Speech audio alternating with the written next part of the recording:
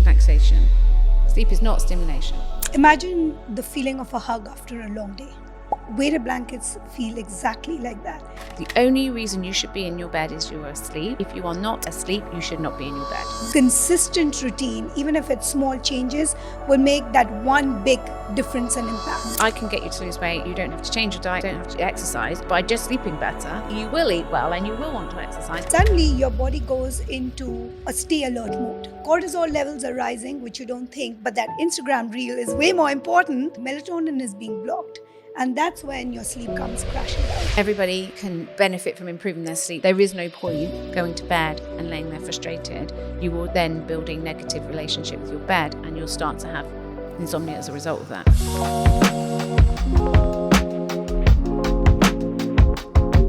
Here's a wild fact.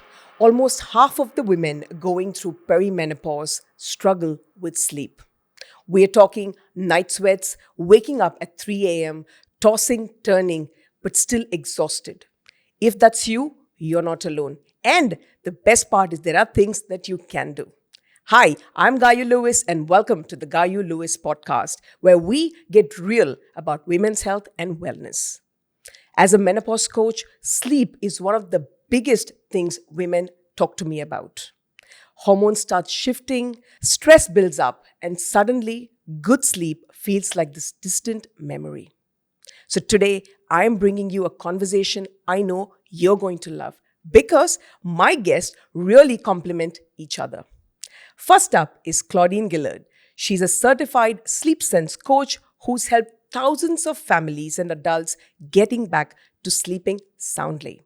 She's all about breaking the cycle of exhaustion and finding routines that work with real life. And then there's Mansi Khandelwal, founder of the Sleep Chapter, a brand creating beautiful, breathable weighted blankets designed to calm anxiety, ease hot flashes, and help you drift into deep sleep naturally.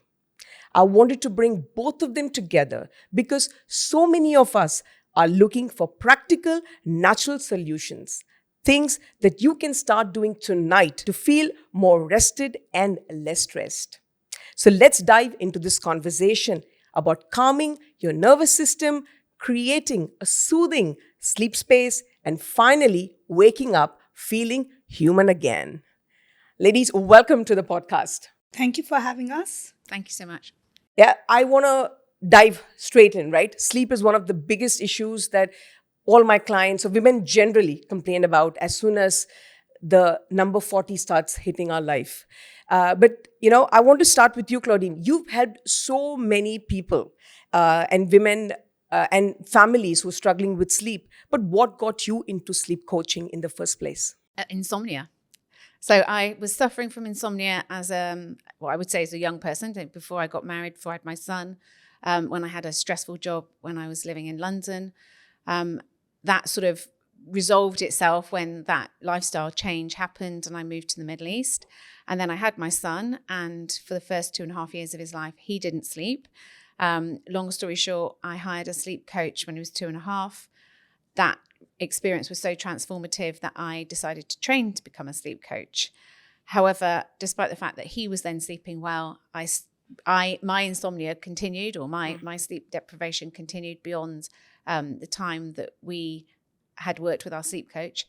And so I had to also go back to having a coach for me, for my own sleep. And then I decided to train in that particular program as well. So as a result of my own experience with my child, I decided to become a sleep coach for children and also for adults. So you said you were suffering from insomnia. Do you still get bouts of that in and now? Or is it that something that you've kind of managed to get that good 7 or 9 hours of sleep? Very good question. Yes, I have had insomnia since being a sleep coach. Recent experience of that was when I started moving into perimenopause, but not realizing that I was. So my experience was that I went home to the UK for the summer, as I always do, came back to Dubai. This is sort of 3-4 summers ago, and I was really hot. Okay, well, and if anyone knows England in the summer, it's not that hot. Coming back to Dubai in August, unsurprisingly. So I was really hot in my apartment, and during the day I would just feel sweaty. I mean, to be blunt, us ladies who in perimenopause can relate to that, I'm sure. And I just assumed that it was in connection with the temperature in Dubai. And obviously, it wasn't just daytime that was happening. It was at night as well. But I didn't connect the dots whatsoever. I was a sleep coach. I had good sleep hygiene. So all the things that I was doing with my sleep was going well. But these sweats were really affecting my sleep. That carried on for about 6 months. And then I happened to have a well woman check. It was a time to do that. And my hormone levels were checked. And the gynecologist said to me, you're in menopause, which means obviously you've been through perimenopause and out the other side, and I hadn't noticed. Well, part of the reason I hadn't noticed to that extent was I'd had an IUD fitted a few years previously for contraception as opposed to HRT reasons. So the gynecologist replaced the IUD. She gave me the estrogel. Night sweats went away. And I was a very happy lady all over again. But it's about 6 months of obviously struggles with sleep as a result of that. There are occasions where I don't have the best night's sleep that I would like to have. As you say, 7 to 9 hours is optimal for adults on a consistent basis. But because of what I do and because I know the effects of sleep deprivation from my own experience, I am very, very conscious of the importance of sleeping well. And Mansi, you've completely taken this angle, right, of helping people get that good night's sleep. And that's what the sleep chapter is all about, right? And you've built your whole brand around restful sleep. What inspired you to start the sleep chapter? I know you told me that making blankets ran in your family, and you've just kind of taken your own little twist on this. Tell me, what was an aha moment that inspired you? So, it all started back when, it was my grandmother's passion. We were exporting blankets and coverlets, and we supply to some of the biggest home stores around the world. And during COVID, I personally was dealing with insomnia, mother of two, fatigue, exhaustion, everything setting in. And my family was also, coping with COVID. And that's the time, sitting at home with my grandmother's expertise and a product, something that's backed with science. I wanted to create something which is thoughtfully designed, wellness focused for the region which it lacks. And that's how the sleep chapter really came into play. So did you use a weighted blanket when you were suffering from Yes, I did. the insomnia? There's so much evidence on weighted blankets, and it's been coming through years of occupational therapists using weighted blankets and using sleep trackers, trying to track exactly how weighted blankets work before I could really introduce it and create that education and awareness. It was, during our trial phase. And we realized that weighted blankets don't really replace sleep. What it does is it helps you get into that deep restorative state much faster. And then it helps you, for the number of hours you're sleeping, like Claudie said, that, when you're going through menopause or, maybe racing thoughts and you're perhaps only getting, or you're a light sleeper who gets only 5 hours of sleep, we're helping you in those 5 hours reach that deep restorative sleep as much as possible and much faster. Coming back to you as the sleep coach, there are a lot of women that I meet and they say that I'm just a poor sleeper. Mm-hmm. What do you have to say when someone doesn't want to take the effort to actually develop a routine and just deal with the fact that, nothing's going to help me? Yeah. I mean, look, I have always said that everybody can benefit from improving their sleep somewhat. I would say even myself, there are times when I'm sleeping, let's say 7.5 and 8 hours would be better. Okay. A half an hour more is still going to have a big knock-on impact. A consistency around your sleep. It would be better to sleep 7 hours every night than some nights 5 and some nights 9 and some nights 8 and some nights 7. That does not work for our sleep architecture. We know that. The science tells us that. So what I would say to people is it's really easy to fall into a rut or a habit or a habitual situation where you exist or you survive on enough. You can do the things that you want to do. You can live your life, but you're kind of constantly wearing what feels like a heavy coat or a heavy suit that really isn't giving you a light feeling, you just get used to it. You just continue that way. Whereas if you address what maybe is going on for you and look at that from a holistic perspective, from a well-being perspective, like Mansi says, from a sleep hygiene perspective, and you add an hour or an hour and a half or 2 hours a night to your sleep, the impact is going to be incredible. If you have 5 hours and you add 2, the impact on you is nearly 50% more sleep. It's going to be incredible in every aspect of your well-being, physical and mental. Yeah. Like I always tell, women are like, no, I'm eating well. I work out, but I'm still not losing weight. I'm still feeling very tired. And I'm like, are you looking at your sleep? And they're like, yeah, I somehow 11:30, I go to bed, but they're just scrolling, in the night before they go to bed. And these are so many things that affects us in general in terms of keeping our mind more, alert. You're not letting the whole melatonin release happen. So, I always tell that's what happens, when you're scrolling through the phone and those thoughts are racing in your mind. Suddenly, your body goes into, a stay alert mode. Yeah. Yep. The cortisol levels are rising, which you don't think, but that Instagram reel is way more important. Yeah. And the cortisol levels are rising. Melatonin is being blocked. And that's when your sleep comes crashing down. Yeah. 100%. And sleep does so much of heavy lifting for us, right? All the big bodily processes happen only when we sleep. And when we kind of don't take or give that importance, of course, there is going to be you not feeling the best the next day. And no amount of, those eye patches or anything is going to help you, hide those puffy eyes, I would say. Just to take your point on about eating well and exercising, what can happen as well is if you have a poor night's sleep, you might resist doing those exercise classes in the morning that you get a lot out of. You would enjoy it. You would raise your serotonin levels. You would obviously be more hungry, when you go for your meal times that day. But because you haven't slept as well, you lack the energy to do it. You also often make poor food choices if you haven't slept well, because we have 2 hormones that are impacted by poor sleep when it comes to what we eat. One makes us crave salty and sweet and fattening food, and the other one makes us not feel full when we've eaten. So consequently, it's more than just not having the rest that we need. It then filters down. So then, like you say, if people are saying, I'm struggling to lose weight even though I've done these things, I always say to people, I can get you to lose weight.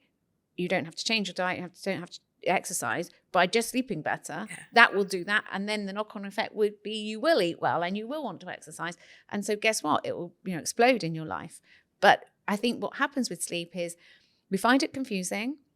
We think it happens to us, we don't have to put any effort in. We also find excuses not to do it. It's almost like children and adults, we've got this FOMO element. Okay, we could be doing this instead, and that is engaging, and it obviously plays with the dopamine receptors in the brain and all the things I'm sure know. And so consequently, we're a bit dismissive of it or disrespectful, or we assume other things are more beneficial. And the reality of life is actually everything would be more beneficial if we slept better. Yeah. And, for a lot of people who've not used a weighted blanket, which kind of, you're saying that aids in getting you a better deep sleep, how do they actually work? And specifically for women, who are dealing with night sweats, are they comfortable? So imagine the feeling of a hug after a long day. Weighted blankets feel exactly like that. You're unable to sleep. Somebody puts their hand on you. It's immediately you feel it comforting. It's that comfort, security, safety that just wants you to, makes you go back to bed. Weighted blankets do just that even weight puts that calming pressure all over your body. It calms your nervous system, lowers your heart rate, and then helping you drift off to sleep. So like when women reach menopause and they say we get night sweats, and we have a lot of customers who come to us that we understand these are weighted blankets, they have weight in them, but we're dealing with menopause and it's going to get hot and we get our night flashes and we won't be able to sleep in it. And we say these are designed with keeping that in mind, where they are 100% organic fabric, so they don't heat you up at all. And they are going to be able to give you that, emotional assurance, that comfort, that safety that you're looking for, to help you go back to bed without getting, just lying in bed frustrated. Okay. But with these blankets, is this customized to me for my weight, or is it something that I can use along with my husband who's sleeping next to me? So it's not one weight that fits all. Okay. It's supposed to be 10% of your body weight. So our weighted blankets start with 3 years and above. While you may be curious about weighted blankets, and we understand not everybody would want to just dive into a weighted blanket, so we do have smaller versions of them as our accessories, which are portable as well. They're lap pads, shoulder wraps, so you can start with 15 to 20 minutes with it. You can put the shoulder wrap when you're watching TV, reading, meditating, or just lap pads where you can carry it to work. Put it, if you're going through anxiety during your meetings, or let's say a child who wants to focus during your homework, you put it on your lap and it gives you that sense of grounding. That's what weighted blankets do, is give you that grounding effect with that weight. So you instantly feel a lot more calmer, a lot more relaxed, and helping you, either sleep or, with the lap pads, it's in shoulder wrap, it's about focus, correcting your posture and all of that. See, weighted blankets is one. As a sleep coach, are there any other gadgets or anything else that you recommend or you've used that can also help with sleep? Particularly in the perimenopause space. Yeah, I mean, in terms of things that can support us when we're on this journey in life, we do need to be conscious of comfort levels in our bedroom. So it's always best to sleep in a dark space. So whether that's with an eye mask or blackout curtains or whatever it needs to be. If you're sharing a bedroom with another person, you want to accommodate each other. So, sometimes we need to sleep with an eye mask because the person we're sharing a bedroom with may need a different kind of environment. Bringing on from that, room temperature is really important. The optimal room temperature for sleep is 16 to 18 degrees, which most people aren't aware of or they find shocking. Or, to be honest, in Dubai, it's quite hard to achieve unless you've got super efficient AC. But the message there is that cooler is better. And so, especially for ladies who are having the night sweats or the hot flashes, obviously that's going to be helpful for them. So again, you need to make an arrangement with your partner to physically accommodate the both of you. That may mean that you wear less clothing or have less cover on your body and they have more clothing or more covers on their body to just compensate. So room environment is really important. Consistency around your bedtime timing, consistency about the amount of sleep you have is, as mentioned, backed in science, that we know that is the most helpful way to get a good night's sleep. Then if you have ongoing sleep struggles from that point, it's about whether or not you want to go down the route of intervention medically or whether you want to look at things holistically. As I said, I take HRT. I've got both the IUD and the Estrogel. It works for me. Obviously, everybody has their own experience with that.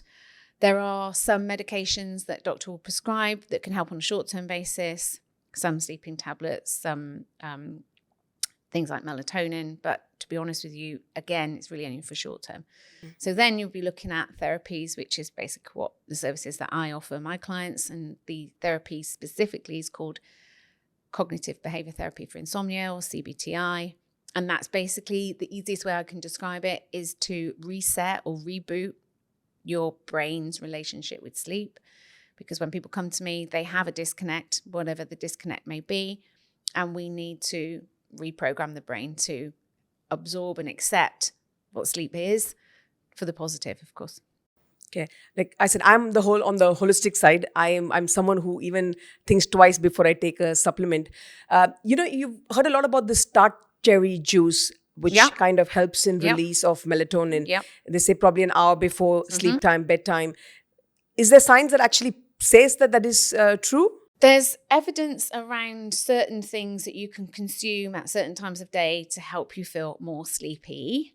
I always say to people, everybody can sleep without melatonin. Okay, melatonin is not a sleep-related hormone. It is a onset feeling of comfortable sense of relaxation, but it is definitely possible to sleep without melatonin. Melatonin only happens in darkness. You can sleep in broad daylight. I have fallen asleep on a sun lounger on the beach when there's been no melatonin. It is possible. So there are things that have tryptophan in them that is very helpful to induce a relaxed feeling. There are things with melatonin in them, like tart cherry juice, that is helpful to induce a relaxed feeling. There are things that calm your central nervous system physically that help to induce a sleepy feeling. There are things that obviously counteract that. And unfortunately, when our estrogen and progesterone start to dip during perimenopause, they then have the counter impact on our sleep. So progesterone has sedative qualities. So obviously, lack of progesterone is going to make you feel more alert, less sedated. Estrogen impacts serotonin. Serotonin is helpful to regulate our sleep. Therefore, a lack of estrogen impacts our serotonin. So these are all, things that we can do and things that count against us in this time of life. Okay. Thanks for, giving us the whole broader picture in terms of there are the hormonal impact that will be there. But again, going back to routine, if you still try to work towards setting up a good sleep hygiene, where you kind of tell yourself that I am going to keep away from screen, at least, logically, I would say 2 hours before you kind of hit bedtime, I would say stay away from. But nowadays, it's so difficult. Even if people agree 5 minutes before, I think it's a win for me. But I'm just saying that. But that would still help you, right? Despite if you take estrogen or whatever, any HRT that you would take, if you don't have a good hygiene, you will still suffer from sleep issues. So, yeah, look, at the end of the day, we cannot affect the fact that these hormones are changing. Okay, this is the time of life when that's happening. It would be like if you were still menstruating, the hormones are affected during your menstrual cycle. So whether you're in perimenopause or not, or actually at the other side and in menopause or not, your hormones are going to affect your sleep no matter what your age is. So sleep hygiene is always the first response for sleep struggles. Okay, so sleep hygiene is things like room environment, as discussed, things like your habits pre-bedtime. Do you have a bedtime routine that you repeat every night in the same order, in the same way? Does that bedtime routine promote relaxation? Do you have things that you do during the day that bring you joy, bring you pleasure, so that when you go to bed, you feel satisfied with your life and you feel at peace and you feel content? Do you exercise in a way that's supportive for sleep, or it's actually unhelpful for sleep? So, for example, if you're going to do something that's really energetic from an exercise point of view, you don't want to be doing that very close to bedtime. Okay. But do you have the opportunity to do 20 minutes of gentle exercise every day, such as walking? Because that is shown to be very helpful for sleep, or stretching, or meditation. So we can look at our lifestyle and also when are we eating and what are we eating, by the way, but obviously that's your territory. But we can look at our lifestyle and make very small, manageable changes to have a big impact. And again, this is what I always say to my clients. When people come to me, I can't say, okay, well, you've got to do 100 things and it's going to have a huge impact, because people would just shy away from it. It's too hard. So we're looking at small, sustainable, manageable changes that will feel really positive straight away, so that positivity alone can help us sleep better. That, that kickstart of, oh, wow moment can help us sleep better, because it's all about relaxation. Sleep is relaxation. So going back to what you're saying about scrolling, I would never, be able to tell somebody in such a way that would make it happen that they can't scroll on their phone. So then I would say, okay, well, let's think about what you're looking at. Maybe what we can do is choose, if you feel so that screens are so helpful to you, let's think about what the content should be. Because one thing that can be really impactful is your dreams. Now, if you are watching some content right before sleep that's pretty heavy or negative or dramatic, guess what? You're probably going to dream about it. And if it's really unpleasant, you're probably going to wake up midway through that dream, and then you've got to get back to sleep. Whereas if you watch peaceful or appealing content, or if you listen to an audiobook or a story instead of watching something, you're going to go to bed with a better frame of mind, and chances are your dreams aren't going to affect your sleep. Okay. Mansi, I want to ask you this very important question. When people talk about sleep, there are 20,000 supplements that are available in the market, right? Everyone says this will promote sleep, take this. And human beings, being human beings, are very happy to buy a pill and consume it, thinking that it's going to work. But rather than actually making a investment or a lifestyle change is something that they like, big question mark. And I would say weighted blankets somewhere fall in that luxury side, which you also mentioned, that not everyone is willing to give it a try, even though that there's science that proves how good it is for your sleep and health in general. How do you kind of break or get that message through to people that invest in your health? Because that's what you do. Yeah, I mean, our motto is invest in rest, and that's what we abide by. With so many, like Claudie said, and you said, that there's so many trackers, there's so many supplements out there. Weighted blankets are a non-invasive tool to helping you sleep better. While everyone will, you may come and say, that's random because it's just a blanket. What can a blanket do? So we've been trying to create that education and awareness on the importance of sleep. How even if you're a light sleeper and you get only 5 hours of sleep, that how to reach that deeper state of sleep or achieve that deeper state of sleep much faster. Like Claudie said, you could be sleeping 10 hours or 8 hours, wake up groggy, and you may think, oh, I've slept, but I'm still sleepy.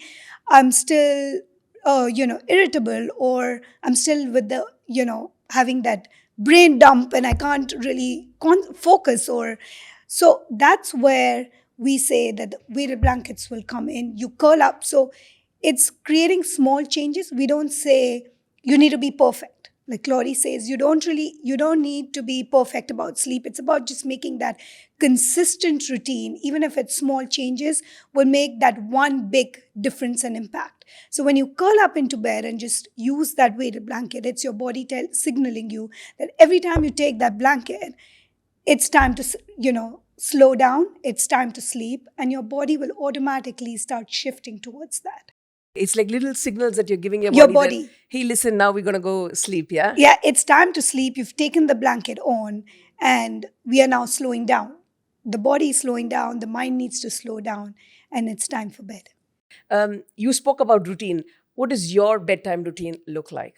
So I do try not using my phone half an hour before, dimming the lights. And all my family uses weighted blankets. Coming from a blanket family, we got to use what we preach. And we all use our weighted blankets that comes on. And I'm a 10 to 5. I'm a 5 a.m. club. So I do try sleeping at 9:45. My phone tells me it's time for bed. And by 10:15, it's been quite a few years now with dealing with insomnia that I've had to shift my schedules in a way that 10 to 10:15, I do try going to bed. Okay. And anything else apart from a weighted blanket that you do Well, that kind of supports that whole process? Like Claudie said, as being a sleep expert, you work out. I'm a fitness, enthusiast. I love to work out. And then, of course, through the day with my kids and keeping up with them. And that's pretty much my little schedule that I try following, including a weighted blanket, to sleeping better. Amazing. What does your routine look like? My immediate pre-bed routine is always the same every night. So go into our bathroom, I wash my face first, I brush my teeth next, I change into my night clothes, do my skincare regime. I go into the bedroom, I turn I must say I do use my phone as my alarm, which isn't necessarily the recommendation, but since I am a sleep coach and I don't have sleep struggles, then it's not so bad for me. I take all the scatter pillows off the bed. One of those beds that's got multiple ones just to make them look good. Need to lay on. Yeah, exactly. Make sure the AC is on the right temperature. Lay down, put the light off, and like you say, I'm typically in bed around 10. I find that my optimal sleep requirement is 8 hours, typically, unless I'm, which I did this morning, getting up early for my morning run, which isn't every morning, but typically I'm a 10:30 till 6:30 sleeper. So I need to be in bed somewhere around 10:15 in order to fall asleep at 10:30. on the days when I'm getting up early to do this morning run, I can only go to bed as early as 10 because our body clock is set to the same time every night, plus minus 30 minutes. So it wouldn't serve me to go to bed at 9:30, even though I need an hour more sleep because I'm getting up at 5:30 instead of 6:30. I wouldn't be able to fall asleep, and I would lie there frustrated. I mean, I'm saying this because I know this, but I'm really telling the audience this. There is no point going to bed and laying there frustrated. You will then build a negative relationship with your bed, and you'll start to have insomnia as a result of that. So what I'm saying is that I know that my bedtime, fall asleep time is normally 10:30. There is no point me going to bed earlier than 9:45 if I'm in bed normally at 10:15 to fall asleep at 10:30, because our body clock is set plus minus 30 minutes. Okay, tell me more on this. Yes. You got me on a very interesting note. So you're saying that if someone has always slept a little later, say imagine 11:30, 12, how is it that they will always sleep at that time, or can they start doing something to keep pushing the clock a little before? Is that possible? That is a really great question. And it's really important that people understand this about themselves, because most people don't know about this. So it's something that we have called our chronotype. Okay, and a chronotype basically dictates whether we are a morning person, so it's early to rise, late to bed person, so that's actually late to rise, or something in between. And the population is broadly third. 30% of people on the planet feel like they need to start the day early. And when I say early, I'm talking before you, which is 4 a.m. But they then need to go to bed to get their 8 hours at 8 p.m. Now, the key part of this is not just about what time you wake up and what time you feel going to sleep is appropriate. It's when you feel the most alert, creative, focused, driven, motivated during the day. For an early to bed person, that will come earlier. If you're an early to bed person that wants to get up early, a working day of 9 to 5 is tough because you've been awake 5 hours by the time you start your day, and you're optimal early in the morning, earlier in the day. By 5 p.m., you're already like ready to kind of really wind down. So our chronotype is inherited from our parents. We cannot therefore change it. It's a DNA thing. If you're a late to bed person, you don't feel tired till 2 a.m. and therefore you want to get up at 10 a.m., a 9 to 5 job also isn't going to work for you, right? It's going to be tough. Mm. In answer to your question about can we adjust our fall asleep time, whether you're late to bed, whether you're early to rise, and whether you're in between, the time that you fall asleep is possible to change, but the time of day when you're optimal from a working or focus or motivation or creative perspective is never going to change, because that's your chronotype. So if somebody who reaches out to me and says, you know what, I really need to get more sleep. I find that I've always gone to bed at midnight, but I wake up at 6 and I know that that's not enough and I want to have more sleep. What I do is let's start with go to bed between 11:45 and 11. And you're going to do that for 3 or 4 days. And then you're going to go to bed 11:30 and 11:15. And then you're going to do that for 3 or 4 days. And you're going to edge it back very, very gradually to just modify that timing so that, as I said, you do not lay in bed frustrated, wondering, racing thoughts, negative towards the place that you're in, that will then only be unhelpful for sleep. You do it so that by making these increments of small amounts of time and taking your time over making the change, so small amounts of time of 15 to 30 minutes every 3 or 4 days, then you can get yourself back to that slightly earlier bedtime in a way that's manageable and in a way that's not going to have this effect of laying there and not being asleep. Okay, so basically, if I have bad sleep, it's blame the genes. It's not my problem. If you, yeah. I mean, that's one way of looking at it for sure. Blame the parents, but you're passing that on to your children. Obviously, we need to be sort of slightly cognizant of this. And the other thing is that when you started dating your husbands, I bet you didn't say to them what chronotype are you. Now, we could easily be in a relationship dynamic with somebody who's early to bed and we're late to bed. So imagine we could be losing 6 hours of our potential time together, which might be positive for some people. But what I'm saying is genuinely, if your partner is I really need to go to bed at 8 p.m. and I'm optimal at 4 a.m. and you're really, I need to go to bed at 2 a.m. and I'm optimal, my optimal wake up time is 10 p.m. That's quite a significant compromise point that needs to be made. So yeah, it's worth discovering. You can very easily find out what chronotype you are by just Googling chronotype test, and there'll be a multi-choice test there. I think the apps are now taking your point into consideration. I think it's going to mention, but after all the criteria, it's a chronotype. Yeah. So you got to put that in now as a criteria for matching now. Exactly. They should. They really should. Mansi, you've done a very interesting project recently where you actually had women try out the blankets, right? And had a whole week to experience. Can you give us any amazing feedback that you got from there? Any new things that they discovered while using the weighted blanket? Yeah, so we did do a sleep series trial where we wanted. So there were two different women that we picked. One who was Georgia, who does birth movement, birth management, and she's a mother of three, dealing with stress and exhaustion and trying to cope with work and create that work-home balance. Then we had Debbie, who was going through menopause. Also, she's a light sleeper who just about barely manages to get about 5 hours of sleep, and those are her best days we're talking about. And we gave these two women tried the weighted blankets. Coming to Debbie first, who was menopausal, she tried on the blanket first day.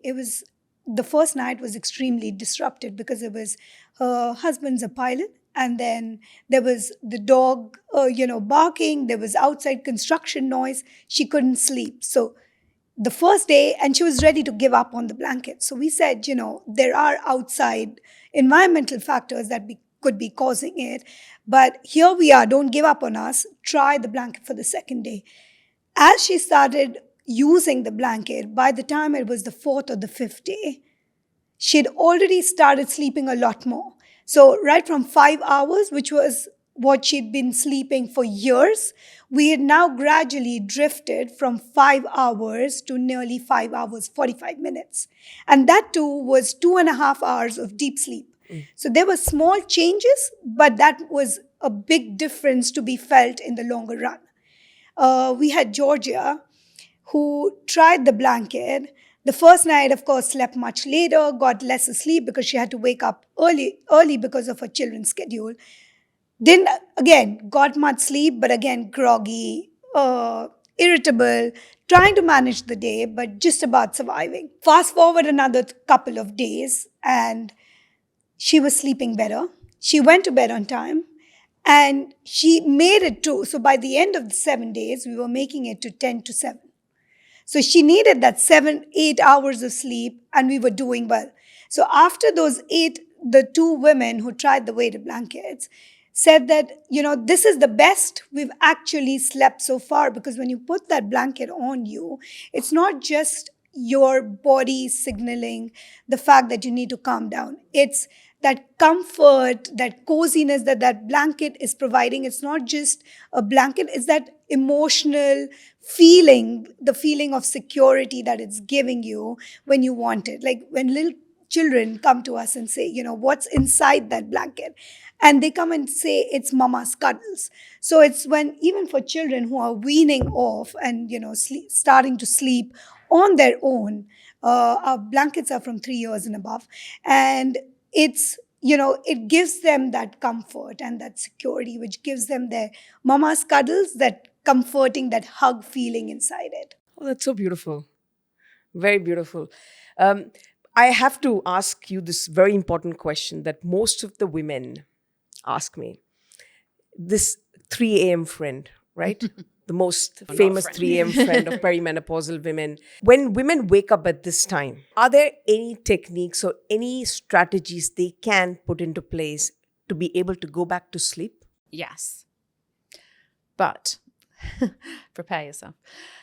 So the best advice for a night waking where you recognize that you are there awake for a prolonged period of time, and a prolonged period of time is seen to be more than 20 minutes. Okay.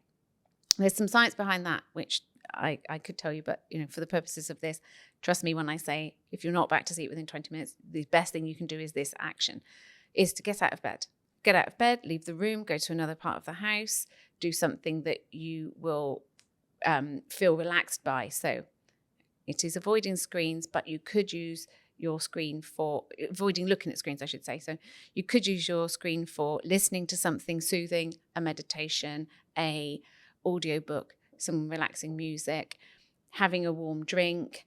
You could read, you could sit and do some meditation.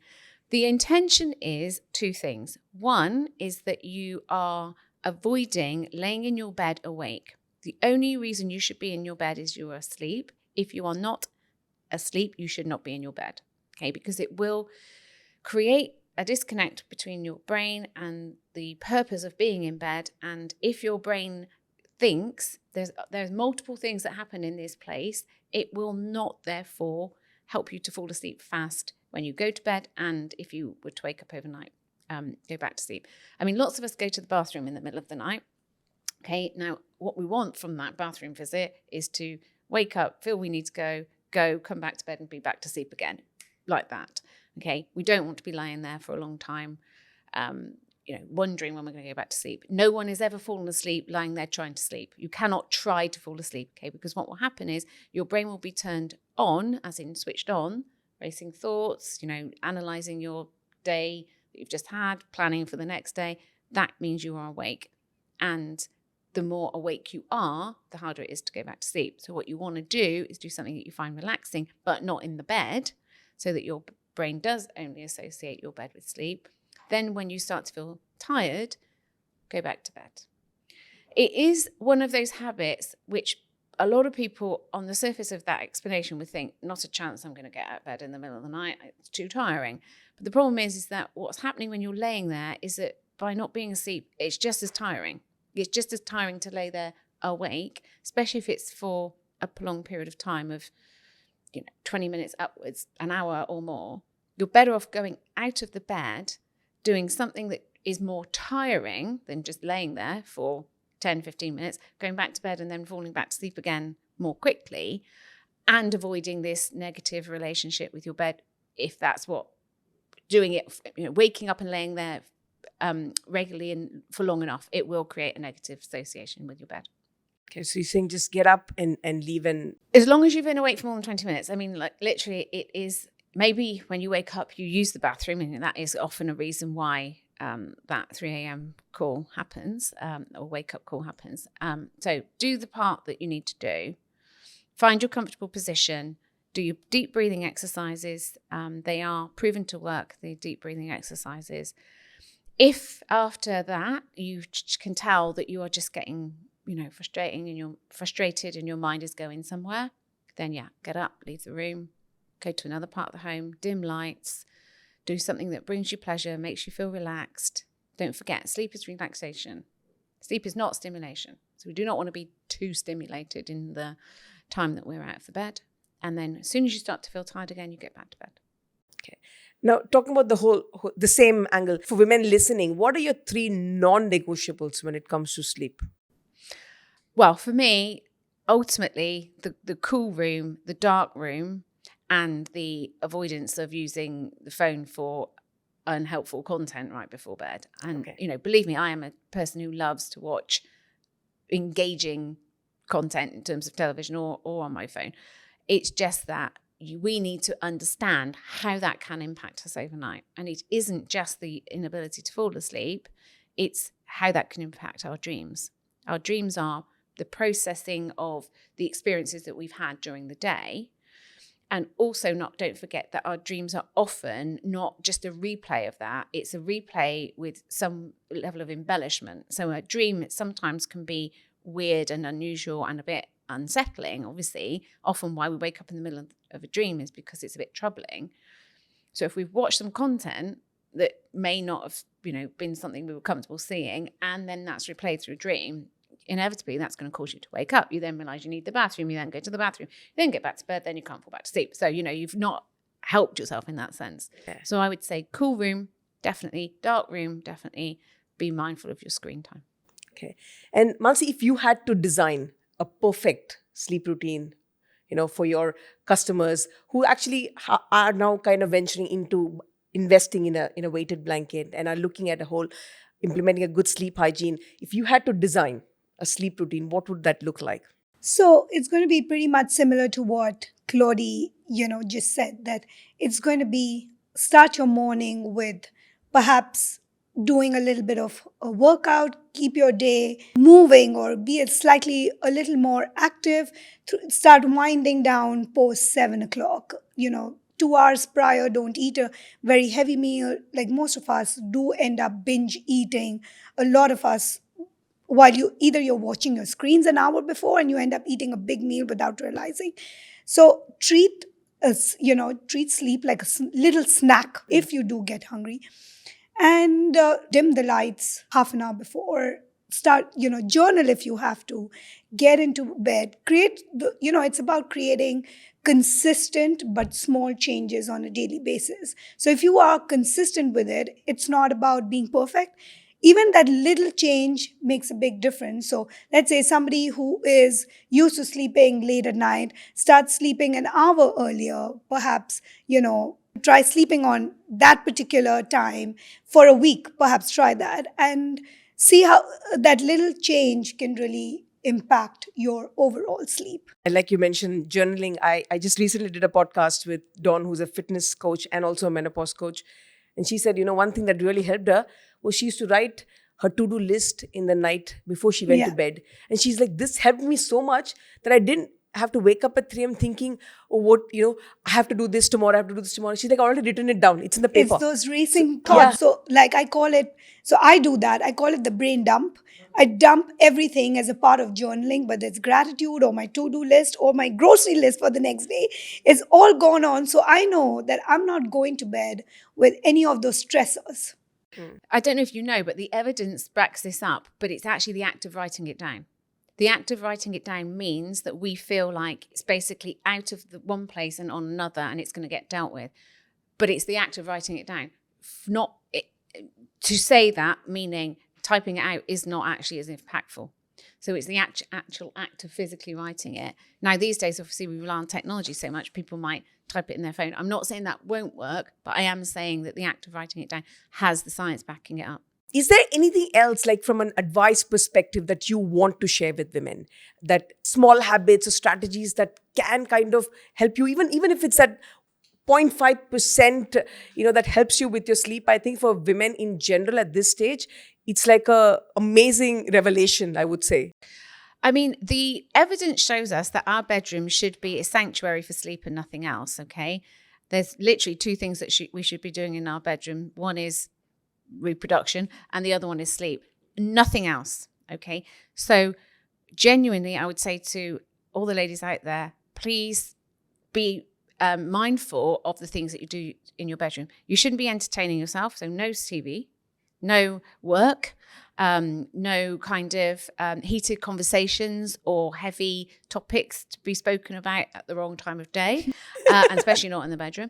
And make your bedroom a sanctuary for peacefulness and welcoming. You should walk in there and it should look and feel relaxing and pleasant. You should want to go in there. So Mansi was talking about the textiles and the fabrics that her company produced. You want to have comfortable bedding. You want to have soft, appealing shades and tones.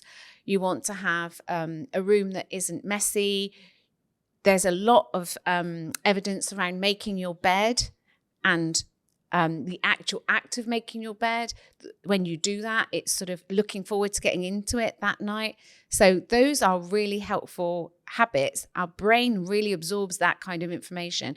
And then when we go into our bedroom at that next night, we are going to think, oh yeah, I'm ready to enjoy this place for the purposes of what it's for, which is obviously to have a peaceful night's sleep.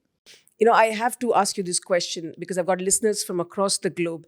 Not a lot of them are privileged to have a lot of space in where they live.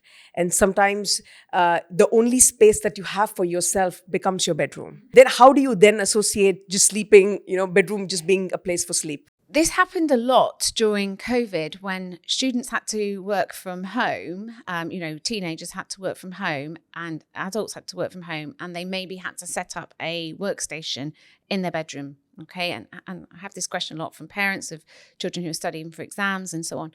The advice is this: you do whatever is not sleep related in the bedroom. You then leave the bedroom do something else in another part of the home for about an hour, and then go back into the bedroom for sleep. Do not go from the PlayStation, the computer, the yoga mat into the bed, because that is not going to get you to sleep fast. I mean, you can do it, but good luck if it gets you to fall asleep fast.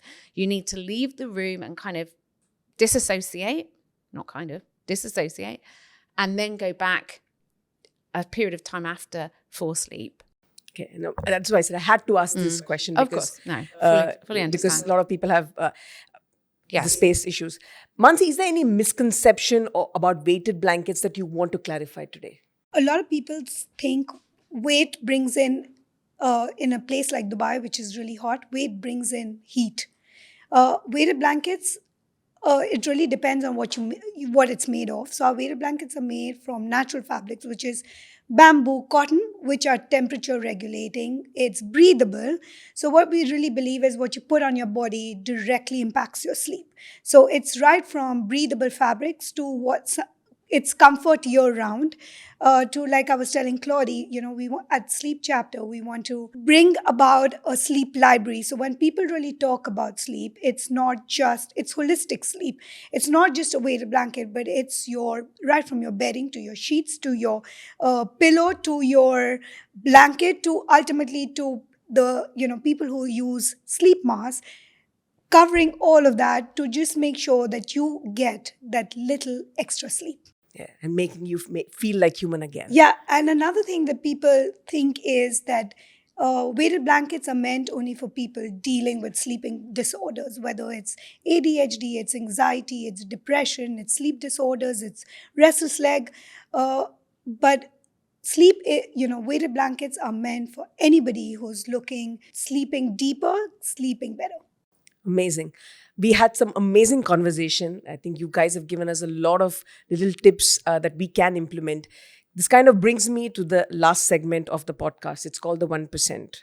99% of my podcast is about women wellness, but men are a part of our lives too. So this 1% is dedicated to the men in our lives. What's your 1% advice to the men in our lives? What can men do better to support women?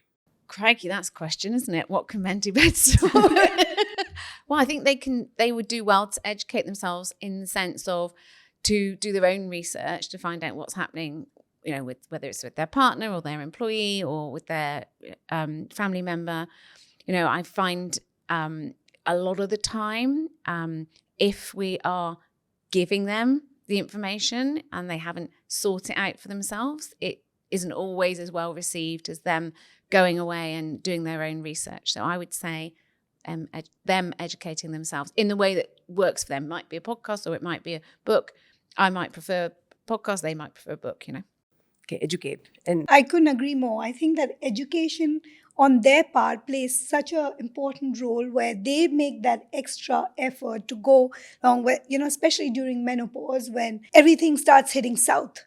And it's your mood, it's your immunity, it's your focus, it's everything. And that's when women really need that extra support. And when you fall back on them and they're educated enough, knowing about our conditions or symptoms, I think it becomes a lot more easier to have a more supportive partner that way who's more aware of aware to understand the challenges and the symptoms.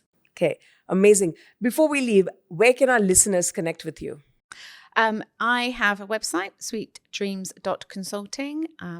People can find me that way. I'm also on Instagram, also sweetdreams.consulting. It's thesleepchapter.com. We're on Instagram. You can also, please feel free to visit us at our store, which is in Business Bay, the Binary Tower. We look forward to seeing you. And that's a wrap for today's conversation. I hope you're walking away with some practical ideas that you're going to start from tonight to get that restful sleep you truly deserve.